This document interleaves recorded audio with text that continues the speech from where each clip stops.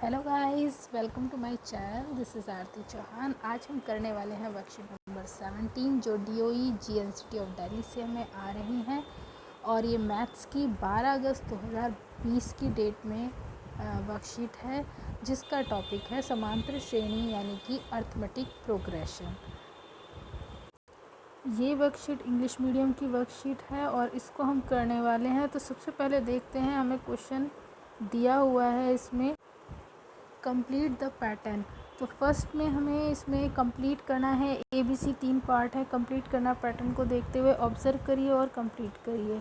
तो आप देख रहे हैं फर्स्ट जो सीरीज़ है उसमें लिखा है 1 2 3। तो आपको बताना है नेक्स्ट टर्म क्या होगी। तो 1 2 3, तो नेक्स्ट होना चाहिए 5, देन 6, देन 7 एंड देन 8। इस तरह से आपकी टर्म होंगी।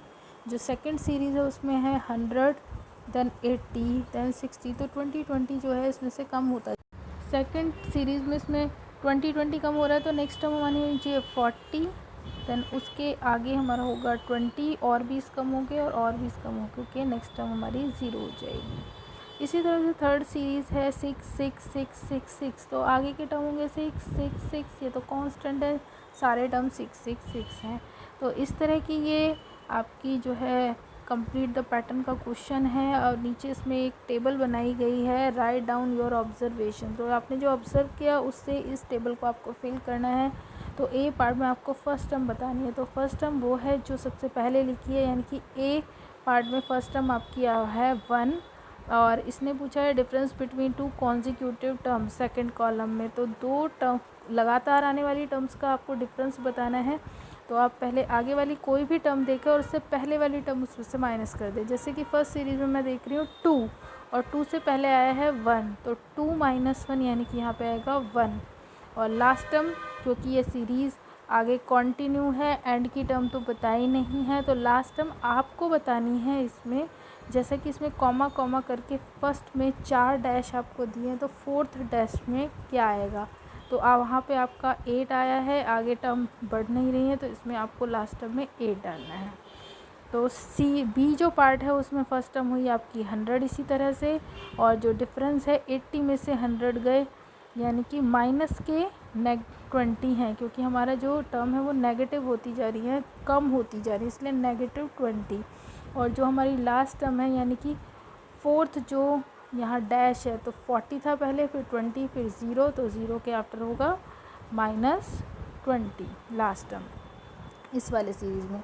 और नेक्स्ट वाला तो बहुत ही ईजी है, फर्स्ट टर्म भी 6 है, डिफरेंस 0 है दोनों टर्म का क्योंकि 6 6 6 करके टर्म है, और लास्ट टर्म भी इसकी 6 ही होगी।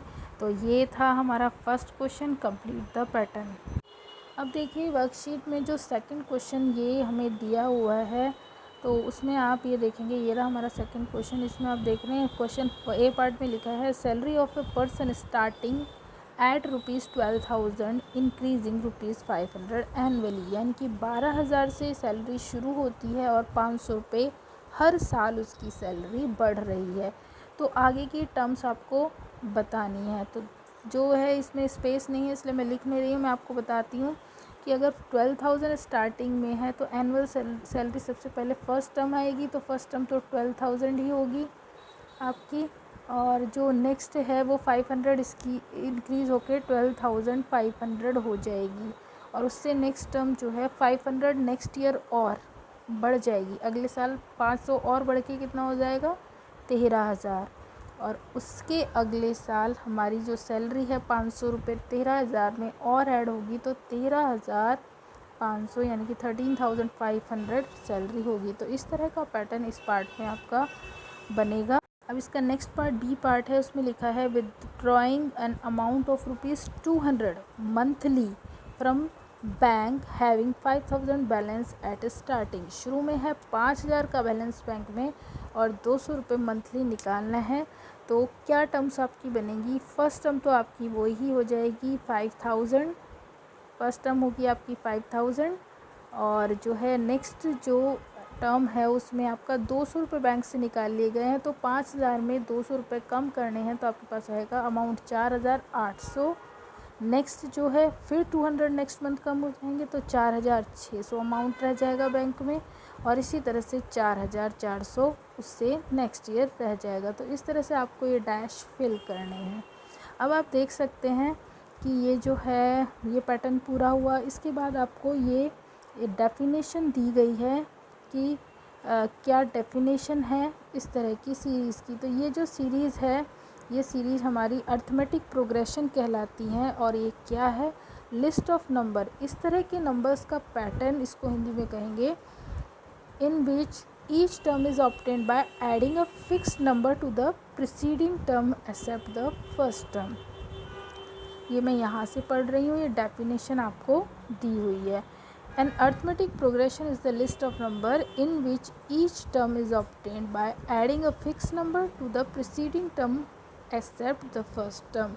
मतलब हमारी जो फर्स्ट टर्म है उसमें एक टर्म फिक्स अमाउंट हम ऐड करते हैं तो हमारी सेकंड टर्म आती है, फिर सेकंड टर्म में हम फिक्स अमाउंट ऐड करते हैं तो हमारी थर्ड टर्म आती है।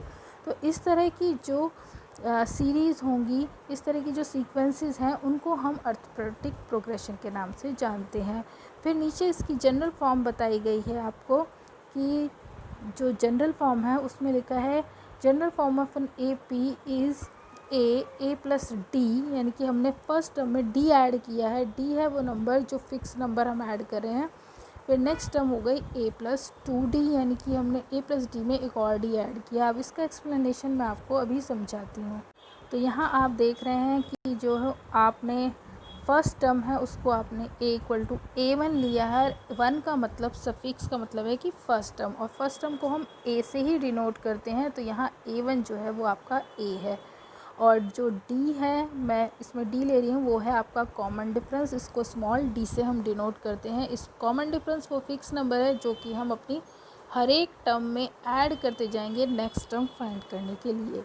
अब देखिए अगर हमारी फर्स्ट टर्म a है तो सेकेंड टर्म क्या होगी, फर्स्ट टर्म में वो फिक्स नंबर यानी कि d ऐड करके। तो फर्स्ट टर्म है हमारी a और उसमें हमने d ऐड किया तो हमारी सेकेंड टर्म आ गई a प्लस डी। इसी तरह से थर्ड टर्म क्या होगी, सेकेंड टर्म प्लस डी आप देख रहे हैं, और सेकेंड टर्म हमारी थी a प्लस डी, उसमें हमने d ऐड किया तो d और d ऐड होके हो गया a प्लस 2d। तो ये हमारी थर्ड टर्म हुई।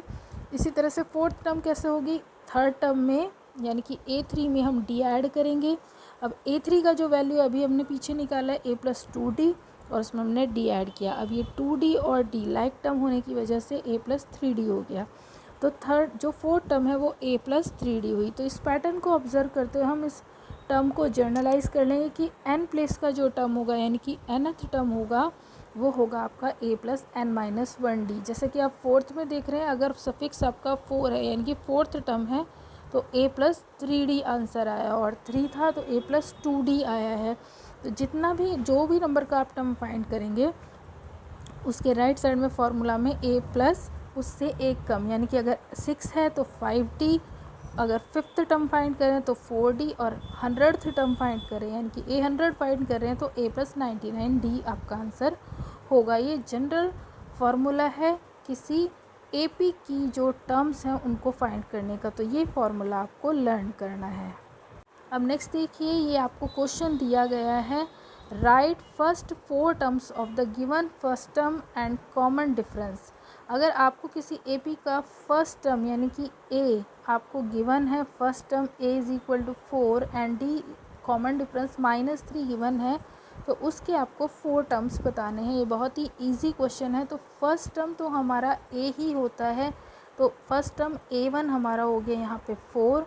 सेकेंड टर्म देखिए, सेकेंड टर्म होगा a प्लस डी, जैसा कि मैंने अभी आपको बताया AP के जो टर्म्स है वो a plus D, a plus 2d होते हैं, इस तरह के टर्म्स होते हैं।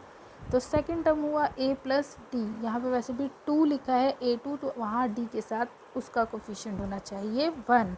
तो a प्लस डी हम कर लेंगे, a is 4 and d is -3, तो इन दोनों का सम होगा 4 - 3 विच इज़ इक्वल टू 1।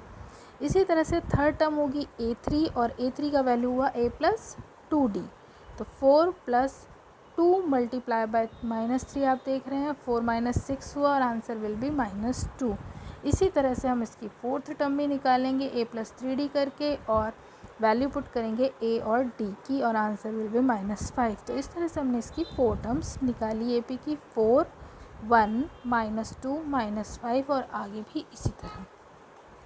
अब इसका आप देखिए सेकंड पार्ट में आप देख रहे हैं कि जो फर्स्ट टर्म है वो √2 दी हुई है और जो आपका कॉमन डिफरेंस है वो भी √2 आपको दिया हुआ है, तो दोनों ही सेम है, तो उससे कोई फ़र्क नहीं पड़ता। आपको उसी पैटर्न से क्वेश्चन करना है कि first term a1 is equal to a which is √2, second term a2 is a plus d, तो वो होगा √2 a का वैल्यू और d भी √2 ही है, तो 2 √2 प्लस √2 इज़ 2 √2। इसी तरह से a3 निकालेंगे a प्लस 2d, तो √2 a में हम 2 मल्टीप्लाई बाय d यानी कि 2 √2 ऐड करेंगे तो आंसर विल बी 3 √2। इसी तरह से फोर्थ टर्म है आपकी a प्लस 3d, a का वैल्यू है √2 प्लस 3 मल्टीप्लाई बाय d का वैल्यू है √2 और ये हुआ 4 √2। तो ए पी हमारा हुआ √2, 2 √2, 3 √2, 4 √2 और इसी तरह से हमें सिर्फ इसकी 4 टर्म्स निकालनी थी। आगे वर्कशीट में आपको करने के लिए ट्राई दिस क्वेश्चन दिया गया है, which of the following are A P, yes और नो आपको बताना है। तो ये मैंने सॉल्यूशन किया हुआ है, बहुत ही इजी क्वेश्चन है। ए पी निकालने के लिए आपको बस ये देखना है कि दो कंसेक्यूटिव टर्म का जो सम डिफरेंस है वो हमेशा एक फ़िक्स नंबर आना चाहिए जो कि हमारा कॉमन डिफरेंस होता है। तो ए पार्ट में देखिए, यहाँ आप सेकंड टर्म 4 में से जब 2 माइनस करते हैं तो आंसर विल बी 2, एंड यहाँ थर्ड टर्म 8 में से 4 माइनस करेंगे तो आंसर विल बी 4।